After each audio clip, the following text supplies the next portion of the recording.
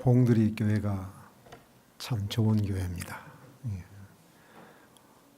하나님이 함께하는 화목한 교회이기 때문에 좋은 교회입니다. 성경 말씀 요한 1서 1장 9절에 있는 말씀을 봉독하겠습니다. 요한 1서 1장 9절. 만일 우리가 우리 죄를 자백하면 그는 미쁘시고 의로우사 우리 죄를 사하시며 우리를 모든 불의에서 깨끗게 하실 것이요. 여기서 미쁘시다고 하는 이 단어는 믿을만 하다, 신뢰할 만하다라는 뜻이 있습니다. 사람의 건강에는 육체적인 건강이 있고 또 영적인 건강이 있습니다. 육체적인 건강도 중요하고 영적인 건강도 중요하죠. 그런데 이 둘 중에 하나, 어느 것이 더 중요합니까? 라고 물었을 때 여러분은 육체적인 건강입니까? 영적인 건강입니까? 다 중요한데 저는 영적인 건강이 더 중요하다고 생각합니다. 왜냐? 베드로전서 1장 24절 말씀 보면 베드로전서 1장 24절 화면 그러므로 모든 육체는 풀과 같고 그 모든 영광은 풀의 꽃과 같으니 풀은 마르고 꽃은 떨어진다 그랬습니다. 하나님의 말씀에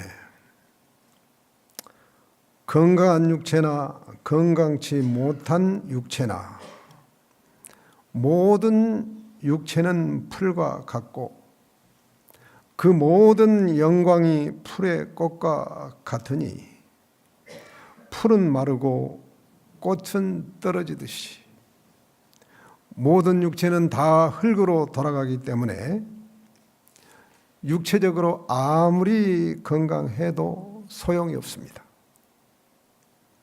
그렇죠. 그런데 영적으로 건강한 사람은 어떤 사람입니까?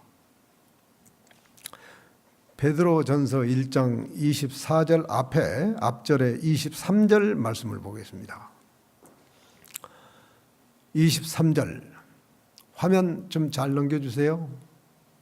23절 25절 안 해도 돼요. 나중에 해도 돼요. 네. 23절 없어요? 그래요. 화면이 안 나와서 죄송합니다. 너희가 거듭난 것은 썩으실 씨로 된 것이 아니요 썩지 아니할 씨로 된 것이니 살아있고 항상 있는 말씀으로 되었느니라. 모든 육체는 썩어질 씨로 사람의 씨로 태어났지만 거듭난 사람은 기도와 말씀 속에 역사하는 성령의 씨로 태어나서 그 영적 생명이 싹이요 이삭이요 이삭의 충실한 알곡으로 자라고 있는 사람이기 때문에 영적으로 건강한 사람입니다. 바울은 내 안에서 영적으로 자라고 있는 이 신령한 생명을 속사람이라고 했습니다. 육체가 겉사람이라고 한다면 거듭나서 영적으로 자라고 있는 생명은 속사람이라고 했어요. 에베소서 3장 16절에 에베소 3장 16절에 그의 영광의 풍성함을 따라 그의 성령의 능력으로 말미암아 너희 속사람을 능력으로 강건하게 하옵시며. 고린도후서 4장 16절에도 그러므로 우리가 낙심하지 아니하노니 우리의 겉사람은 낡아지나 우리의 속사람은 날로 새로워지도다. 겉사람은 육체를 말하고 속사람은 기도와 하나님의 말씀 속에 역사하는 성령으로 거듭난 새 생명, 이 새 생명을 속사람이라고 합니다. 우리가 부활할 때는 겉사람은 흙으로 돌아갑니다. 너는 흙이니 흙으로 돌아가리라. 하나님께서 아담을 창조할 때 흙으로 만들었어요. 죄를 범했을 때 너는 흙이니 흙으로 돌아가리라. 그래서 아담과 아담의 모든 후손들은 흙으로 돌아가는 것입니다. 그래서 우리가 부활할 때는 겉사람이 부활하는 것이 아니라 우리의 속사람이 거듭난 새 생명이 자라나는 생명이 부활하는 것입니다. 겉사람은 낡아지나 우리의 속사람은 날로 새로워지도다라고 하는 말의 뜻은 점점 계속해서 자라고 있다는 뜻입니다. 그런데 우리의 속사람이 자라나는 것을 방해하는 것들이 있습니다. 이것을 마가복음 4장 19절에서는 세상 염려와 재리의 유혹과 기타 욕심이 속사람이 자라는 것을 방해한다 그랬어요. 자라지 못하게 한다 그랬어요. 기타 욕심이 무엇이냐? 실물교훈 33쪽에서 기타 욕심은 하나님 나라보다 다른 무엇을 더 귀히 여기는 것이라고 했습니다. 방해하는 것들이 세상 염려와 재리의 유혹과 기타 욕심만 있는 것이 아니라 육신의 생각입니다. 이 육신의 생각이 얼마나 무서운지 모릅니다. 영적으로 자라나는데 방해하는 것 가운데서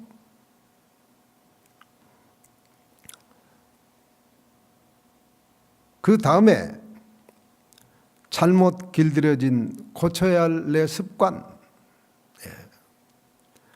부모로부터 물려받은 좋지 않는 천성, 용서하지 못하고 있는 마음, 이런 것들이 내가 영적으로 성장하는데 방해를 하고 있는 것입니다. 아니, 이런 것들이 나를 걸려 넘어지게 하고 있는 겁니다. 이렇게 방해하는 것들을 이기고 자랄 수 있는 비결은 무엇인가? 그리스도 안에 있으면, 바울이 그리스도 신약성경에서 그리스도 안에 있으면, 주 안에 있으면, 예수 안에 있으면, 그리스도 예수 안에 있으면 다 똑같은 말인데요. 그리스도 안에 있으면 이 단어를 가장 많이 사용했습니다. 애용하는 단어예요. 9절이에요. 그리스도 안에 있으면, 예수 안에 있으면 주님께서 자라게 해주시는 겁니다. 그리스도 안에 있다고 하는 말이 무슨 말이냐? 하나님의 영이 내 안에, 내 영과 결합되어 있는 상태를 말합니다. 마태복음 19장 30절에 그러나 먼저 된 자로서 나중되고 나중된 자로서 먼저 될 자가 많으니라. 많다고 했지 다 그렇게 된다고 하지 않았습니다. 그러니까 먼저 될 자가 먼저 될 수도 있다. 그런데 먼저 될 자가 나중될 자가 많으니라 그랬어요. 나중된 자가 먼저 되고, 먼저 된 자와 나중된 자는 바로 이 속사람을 말합니다. 속사람은 자라면서 그냥 쑥쑥 자라는 것이 아니라 시험당해서 넘어지기도 하고 방해받는 것 때문에 또 넘어지기도 하고 넘어지면서 자라나는 겁니다. 넘어지면 다시 일어서면서 자라는 겁니다. 그래서 먼저 된 자가 나중되고 나중된 자가 먼저 된다. 겉사람은 나이가 있지만 속사람은 나이가 없습니다. 속사람은 자라나느냐 자라나지 못하느냐 이것만 있습니다. 그래서 우리의 신앙생활은 날마다 하나님의 말씀과 기도로 나를 넘어지게 하는 것들, 나를 방해하는 것들과 싸우면서 영적 투쟁을 통해서 자라나는 것입니다. 그런데 이 싸우는 장소가 어디입니까? 내 안에서 영적 투쟁을 하는 겁니다. 기도와 하나님의 말씀을 듣고 읽고 연구하고 암송하고 묵상하면 뭐하고요? 기도와 하나님의 말씀입니다. 말씀을 듣고 말씀을 읽고 말씀을 깊이 연구하고 말씀을 암송하고 말씀을 묵상할 때 하나님의 영이 내 안에 거하게 되는 것입니다.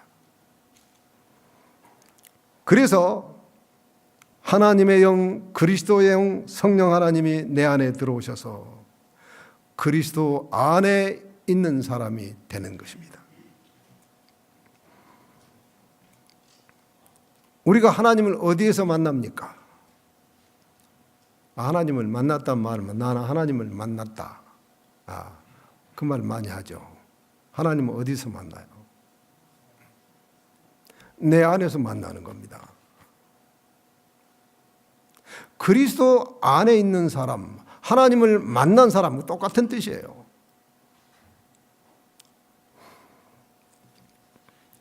그리스도 영이, 하나님의 영이 내 안에 거할 때 모든 시험을 이길 수 있고, 아니 하나님께서 이기게 해주시고 내 안에 거하셔서 막아주시고 힘을 주시고, 그래서 이기고 자라나는 사람 되게 해주시는 것입니다. 자라나는 것은 내가 자라는 것이 아니에요. 하나님께서 자라게 해주시는 겁니다. 심었고 물 준 사람은 사람이 하지만 자라게 하시는 이는 하나님이 자라게 하시는 겁니다. 내가 그리스도 안에 있을 때 이기는 사람이 되고 하나님의 말씀대로 순종할 때 믿음이 튼튼하게 자라면서 품성이 변화되어 가면서 저절로 열매는 맺힙니다. 하나님의 말씀에 순종한다. 하나님 뜻대로 산다. 이 말은 같은 말이에요. 같은 뜻입니다. 하나님 말씀에 순종하는 사람이 하나님 뜻대로 사는 사람입니다. 그렇지 않습니까? 부모님 말씀이 부모님의 뜻이죠. 부모가 자녀에게 이거 해라 저거 해라, 그 말대로 따르면은 그게 순종하는 거야. 그렇듯이 하나님 말씀에 순종하는 사람이 하나님 뜻대로 쉽습니까? 어렵습니까? 어려운 사람 어렵고 쉬운 사람은 정말 쉽습니다. 단순한 믿음을 가지고 하나님 말씀대로 순종할 때 믿음이 자라면서 영적으로 성장하면 똑같은 말이죠. 품성을 변화시키고 믿음이 튼튼하게 자라면서 하나님의 뜻을 이루는 사람이 되는 것입니다.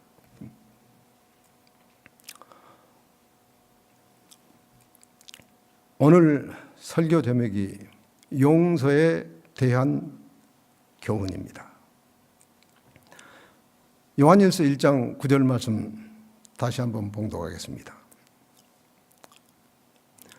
만일 우리가 우리 죄를 자백하면 그는 미쁘시고 의로우사 우리 죄를 사하시며 우리를 모든 불의에서 깨끗게 하실 것이요.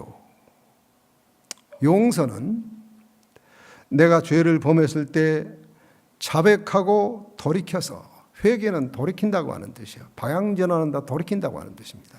자백하고 돌이켜서 하나님께로부터 죄를 용서받는 것입니다.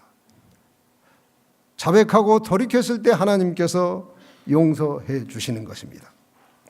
또 하나의 용서는 사람과의 관계 속에서 나에게 실수하고 잘못한 사람을 내가 용서하는 용서가 있습니다. 하나는 하나님과의 관계 속에서 내가 용서를 받는 것이고, 또 하나는 사람과의 관계 속에서 내가 용서를 하는 것입니다. 마태복음 8장 21절 말씀. 그때에 베드로가 예수께 형제가 나와 이르되 주여 형제가 내게 죄를 범하면 몇 번이나 용서하여 주리까? 7번까지면 되겠지요. 이런 뜻이에요. 했을 때 예수님께서 대답하시기를 7번을 70번까지라도 490번이 아니라 항상 용서하라, 그 뜻입니다. 그러면서 천국은 하시면서 천국 비유를 말씀하셨는데 그것이 용서에 대한 비유입니다. 이 비유가 천국 비유라고, 천국에 관한 비유. 다시 말하면 천국은 하늘천자 나라국자 하나님 나라란 뜻입니다. 내가 내 죄를 용서받고 내가 용서해야 할 사람을 용서할 때 그때 내 마음속에 하나님 나라가 이루어진다고 하는 뜻입니다. 이 천국 비유를 우리 교인들 중에 아는 사람들은 교회를 오래 나와서 다 들었겠지만 모르는 사람은 모르고 있는 사람들도 많습니다. 그래서 약간 길지만 모르는 분들을 위해서 제가 읽겠습니다. 8장 23절부터 그러므로 천국은 그 종들과 결산하려 하던 어떤 임금과 같으니 결산할 때 1만 달란트 빚진 자 하나를 데려오매 갚을 것이 없는지라 주인이 명하여 그 몸과 아내와 자식들과 모든 소유를 다 팔아 갚게 하라 하니 그 종이 엎드려 절하며 이르되 내게 참으소서 다 갚으리이다 하거늘 그 종의 주인이 불쌍히 여겨 놓아보내며 그 빚을 탕감하여 주었더니 그 종이 나가서 자기에게 100데나리온 빚진 동료 한 사람을 만나 붙들어 목을 잡고 이르되 빚을 갚으라 하며 그 동료가 엎드려 간구하여 이르되 나에게 참아 주소서 갚으리이다 하되 허락하지 아니하고 이에 가서 그가 빚을 갚도록 옥에 가두거늘 그 동료들이 그것을 보고 몹시 딱하게 여겨 주인에게 가서 그 일을 다 알리니 이에 주인이 그를 불러다가 말하되 악한 종아 내가 빌기에 내가 내 빚을 전부 탕감하여 주었거늘 33절부터 같이 읽겠습니다. 시작. 내가 너를 불쌍히 여김과 같이 너도 내 동료를 불쌍히 여김이 마땅치 아니하냐 하고 주인이 노하여 그 빚을 다 갚도록 그를 옥졸에게 넘기니라. 마지막 35절. 너희가 각각 마음으로부터 형제를 용서하지 아니하면 나의 하늘 아버지께서도 너희에게 이와 같이 하시리라. 이 비유에서, 이 천국 비유에서 등장인물은 첫째 임금이 나옵니다. 두 번째로 임금에게 1만 달란트 빚진 사람이 나옵니다. 세 번째로 1만 달란트 빚진 신하에게 100데나리온 빚진 동료가 나옵니다. 이 비유에서 이 임금은 누구를 표상합니까? 그리스도를 표상한다 그랬어요. 실물교훈에서 임금은 395쪽에서 그리스도를 나타낸다. 1만 달란트를 탕감받은 이 신하는 누구를 표상합니까? 여러분과 저를 표상합니다. 그렇죠? 그 다음에 1만 달란트 빚진 신하에게 100데나리온 빚진 이 동료는 누구를 표상합니까?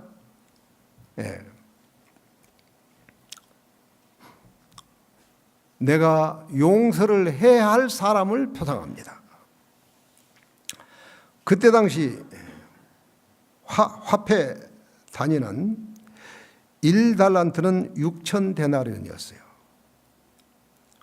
그러니까 1만 달란트 탕감받은 사람은 6천만 데나리온 탕감을 받은 사람이에요. 근데 임금에게 6천만 자기가 잘못해서 1만 달란트를 이 손실을 입혔는데 임금님께서 그걸 탕감을 해줬어요. 그래서 이번엔 집으로 돌아가는 길에 자기에게 빚힌 몇 데나리온? 그 작은 돈입니다.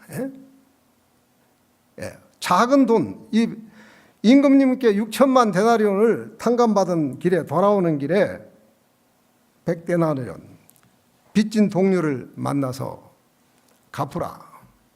조금만 참아 주십시오. 그러면 갚겠나이다. 기한이 지났는데, 그래서 이 1만 달란트 탕감받은 이 사람이 자기의 작은 빚진 이 사람은 멱살을 잡고 끌고 가서 갚을 때까지 감옥에 들어가 감옥에 쳐놨어요. 같이 함께 가던 동료가 그것을 보고 임금님한테 가서 고자질을 했습니다. 이러이러하더이다. 임금이 진노를 했어요. 그 신하를 다시 불렀습니다. 1만 달란트 탕감받은 신하를 다시 불러서 내가 너를 불쌍히 여기고 1만 달러를 탕감해 줬는데 너도 가는 길에 100데나리온을 빚진 그 사람 탕감해 주는 것이 마땅치 아니하냐. 너도 그렇게 했으니 나도 네 탕감해 주면 무효다. 너도 1만 달란트 갚을 때까지 감옥으로 들어가라 하고 감옥에 쳐넣습니다. 32절 말씀 한번 봅시다. 이에 주인이 그를 불러다가 말하되 악한 종아, 내가 빌기에 내가 내 빚을 전부 탕감하여 주었거늘. 33절 내가 너를 불쌍히 여김같이 너도 내 동료를 불쌍히 여김이 마땅치 아니하냐 하고. 34절 주인이 노하여 그 빚을 갚도록 그를 옥졸에게 넘기니라.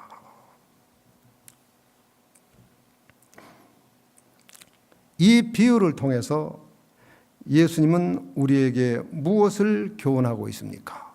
35절 말씀. 너희가 각각 마음으로부터 형제를 용서하지 아니하면 나 하늘 아버지께서도 너희에게 이와 같이 하시리라. 우리가 하나님께 잘못하고 죄를 지었을 때는 내 죄를 용서함 받기 위해서 하나님 앞에 어떻게 합니까? 용서해 달라고 간절하게 용서받아 놓고 또 죄 지면 또 가서 빌고 또 가서 빌고 1만 달란트 빚진 신하와 같습니다. 그래서 예수님은 우리의 모든 죄를 빌 때마다 탕감을 해 주셨는데 그 돈이 돈으로 따지면 1만 달란트라 이거예요. 6천만 데나리온이요. 그런데 나에게 빚진 자, 100데나를 빚졌는데 작은 돈인데 이 기한이 지나서 안 갚는다고 말해요. 멱살 잡고 감옥에 쳐놨다는 거예요.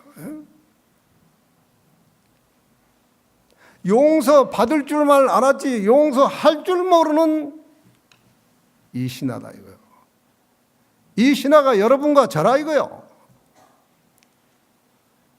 용서 받는 데는 열심인데 용서하는 데는 우리가 다 인색한 사람이라고 하는 겁니다. 그런데 이 비유가 천국 비유예요.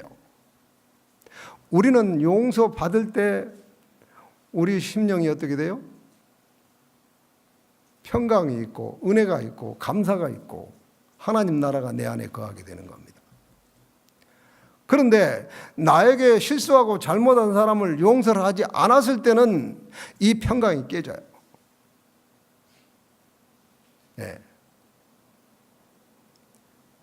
용서받고 용서해야만 우리 심령에 천국 하나님 나라가 임하고 은혜와 평강이 넘치는데 용서하지 않았을 때는 미움이 있고 갈등이 있고 용서하지 않았기 때문에 그것으로 인해서 분쟁이 있고 투쟁이 있다고 하는 겁니다.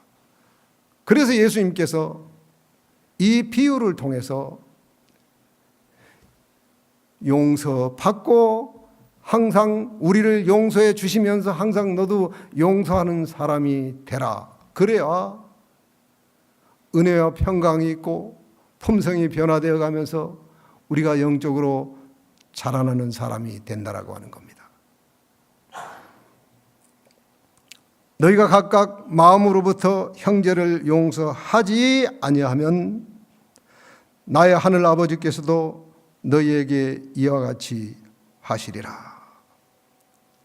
용서를 받을 줄만 알고 용서하는데 하는 데는 인색하지 말라고 하는 교훈입니다. 그런데 이 용서를 받는 것과 하나님께 내 죄를 용서받는 것과 내가 다른 사람을 용서하는 것은 이것이 연결이 되어 있습니다. 따로따로가 아니에요. 마태복음 6장 14절 말씀 보십시오. 너희가 사람의 잘못을 용서하면 너희 하늘 아버지께서도 너희 잘못을 용서하시려니와. 그 다음 말씀. 너희가 사람의 잘못을 용서하지 아니하면 너희 아버지께서도 너희 잘못을 용서하지 아니하시리라. 예수님의 말씀입니다. 우리가 용서하면서 살아야 되겠어요? 용서하지 말고 살아야 되겠어요? 신앙생활 하면서 용서를 해야 되는데 용서하는데 인색한 사람 절대로 품성 변화 안 됩니다. 내 마음속에 하나님 나라도 없어요. 은혜와 평강이 없어요. 네. 믿음도 안 자라요.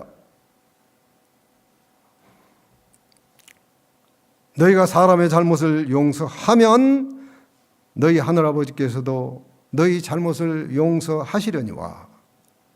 너희가 사람의 잘못을 용서하지 아니하면 너희 아버지께서도 너희 잘못을 용서하지 아니하시리라. 내 용서받은 것이 무효가 돼요. 예. 우리는 용서를 받을 줄만 알고 용서를 하는 데는 인색한 사람들입니다. 용서해야 할 사람을 용서하지 않으면 내 마음속에 은혜와 평강, 하나님 나라는 사라지고 품성 변화도 없고 영적인 성장도 없습니다. 자라남도 없습니다. 그래서 용서는 그 사람을 위해서 용서하는 것이 아니라 나를 위해서 용서해야 되는 겁니다. 내 마음속에 천국 하나님 나라를 잃어버리지 않으려면 용서받고 용서하는 사람이 되어야 한다고 하는 겁니다.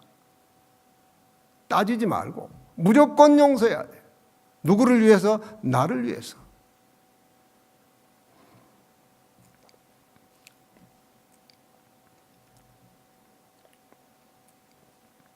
용서해야 할 사람을 용서하지 않을 때 내 안에 하나님 나라는 파괴되고 미움과 갈등 가운데서 마귀가 역사하고 다툼이 시작되는 겁니다. 이 마음을 용서에 인석해서 내 마음속에 하나님 나라를 잃어버린 이 심정을 사도 바울은 고린도후서 2장 10절에서 이렇게 말했어요. 너희가 무슨 일이든지 누구를 용서하면 나도 그리하고, 내가 만일 용서한 일이 있으면 용서한 그것은 너희를 위해서 그리스도 앞에서 한 것이니. 11절. 이는 우리로 사탄에게 속지 않게 하려 함이라. 우리는 그 계책을 알지 못하는 바가 아니로다. 지금 누가 나로 하여금 용서를 받지 못하게 하고 있다고요? 누구의 계책이라고요? 사탄의 계책. 사탄은 우리 인간의 IQ보다 3000배가 더 높습니다.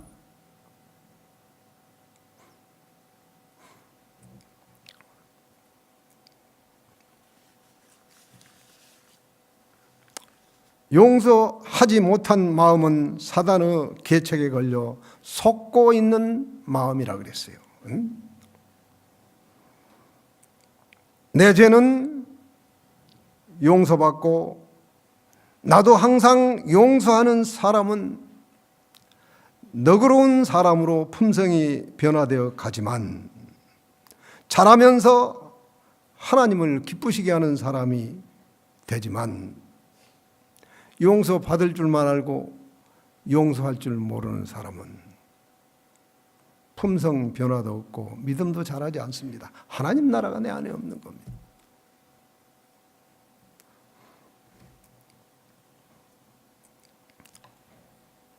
그러므로 우리는 인간 관계에서 용서하는 것을 지체하면 안 돼요.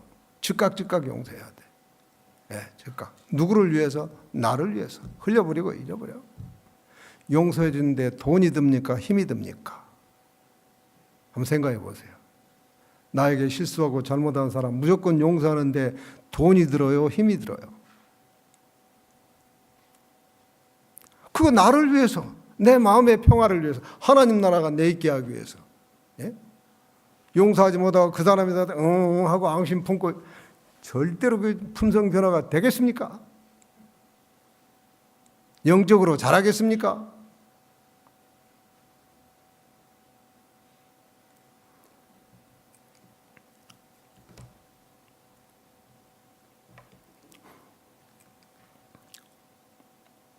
미루지 말고 즉시 용서할 줄 아는 사람이 되도록 하십시다. 골로새 3장 13절 말씀을 보겠습니다. 누가 누구에게 불만이 있거든 서로 용납하여 피차 용서하되 주께서 너희를 용서하신 것 같이 너희도 그리하고. 14절. 이 모든 것 위에 사랑을 더하라. 이는 온전하게 매는 띠니라. 15절. 그리스도의 평강이 너희 마음을 주장하게 하라. 너희는 평강을 위하여 한 몸으로 부르심을 받았나니 너희는 또한 감사하는 자가 되라. 자백과 회개를 통해서 내 죄를 용서받은 사람은 내 마음속에 걸려있는 사람을 먼저 나를 위해서 무조건 용서하는 사람이 되도록 하십시다. 주께서 너희를 용서하신 것 같이 너희도 그리하고 용서하고 그 위에 사랑을 더하라. 이는 온전하게 매는 뜬이라. 하나님의 품성은 용서와 사랑입니다. 아담이 죄를 지었을 때 사랑하기 때문에 용서를 했습니다. 아담과 아담의 후손들이 죄를 지었을 때 하나님은 사랑하기 때문에 이 땅에 예수님을 보내주시고 우리가 죄를 용서하는 방법을 가르쳐 주시고 우리에게 너희도 용서하라. 내 자신을 위해서 용서하라. 내 마음속에 걸려있는 사람이 있으면 마음으로 기도하며 먼저 용서하시기를 바랍니다. 그러면 인간관계가 아주 좋아집니다. 가정에서나 교회에서나 직장에서나. 예. 용서하는 사람이 이기는 겁니다. 용서하는 마음속에 자비가 있고 돋보입니다. 우러러 보입니다. 그걸 가지고 있으면 다툼이 되고 분쟁이 되고 인간관계가 아주 망가져요. 예?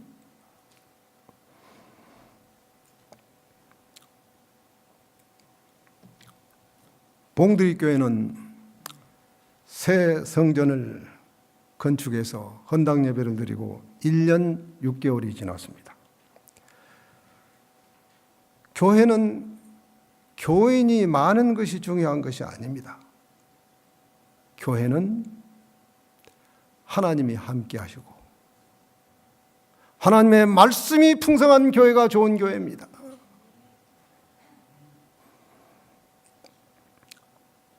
누가 누구에게 불만이 있거든 마음으로 담을 쌓지 말고 서로 용납하여 피차 용서하되 주께서 너희를 용서하신 것 같이 너희도 그리하고 너희도 용서하고 그 후에 온전하게 매는 띠 사랑이 있는 교회, 그 교회가 좋은 교회입니다. 우리 봉두교회가 그런 교회가 되도록 하십시다.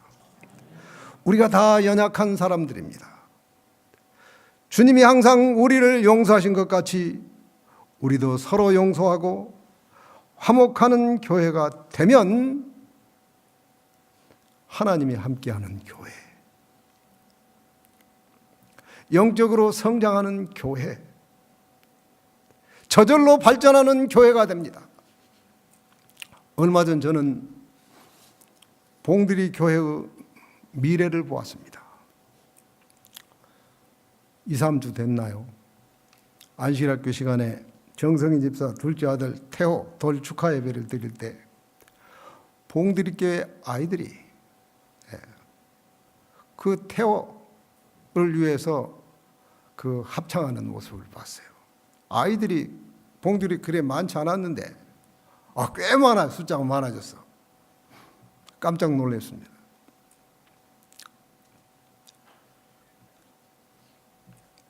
아이들이 교회 안에서 그리스도 안에서 잘 자라고 있는 것, 미래가 있는 교회입니다. 지금은 비록 봉드리 교회가 헌당 예배 드리고 숫자가 많아지긴 했습니다만 이것으로 우리 교인들 만족하지 못할 겁니다. 그러나 숫자보다는 앞으로 미래가 있는 교회라고 하는 겁니다. 지금 현재 상태보다는 미래가 있는 교회라고 하는 겁니다. 마땅히 행할 길을 아이에게 가르치라. 그리하면 늙어도 그것을 떠나지 아니하리라.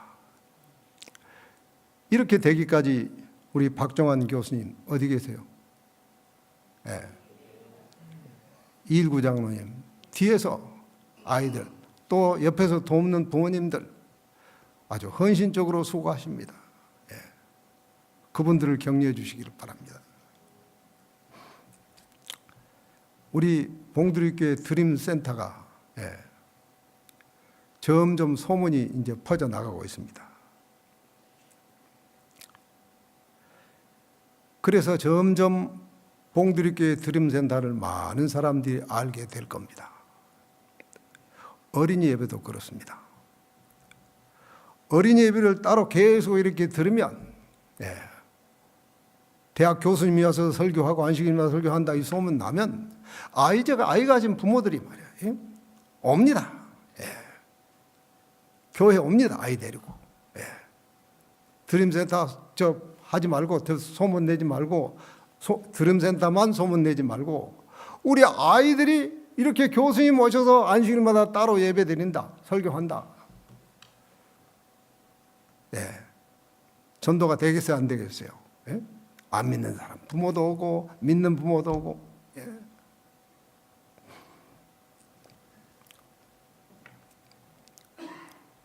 장래가 있는 교회입니다. 우리가 교회 생활하면서 말씀대로 순종하는 하나님 백성들 되도록 하십시다. 그것이 내 자신에게 축복이 되고 영적 축복이 되고 교회를 덕되게 하는 겁니다. 언짢은 것은 눈에 보일지라도 서로 덮어주고 용서하고 격려하면서 하나님이 함께하는 우리 봉두리 교회가 되도록 하십시다. 우리가 60년 만에 어떻게 성전을 건축했습니까? 새 성전을 건축하겠다는 목표가 있었기 때문에 그 많은 우여곡절을 겪으면서도 우리는 힘을 합했고 재정을 합했고 마음으로 합해서 최선을 다했습니다. 그래서 새 성전을 건축하고 하나님의 뜻을 이루었습니다. 이제 다시 한번 우리 봉두교회 발전을 위해서 우리가 피차 연약한 사람들이지만 참 장점과 단점이 있는 사람들이지만 서로 이해하고 섭섭한 것이 있더라도 덮어주고 서로 용서하고 용기 주고 격려하면서 봉두리 교회를 발전시키는데 우리의 모든 마음을 합하고 힘을 합해서 하나님께 기도하며 함께 수고하는 여러분과 제가 되기를 바라면서 오늘 말씀을 마치겠습니다.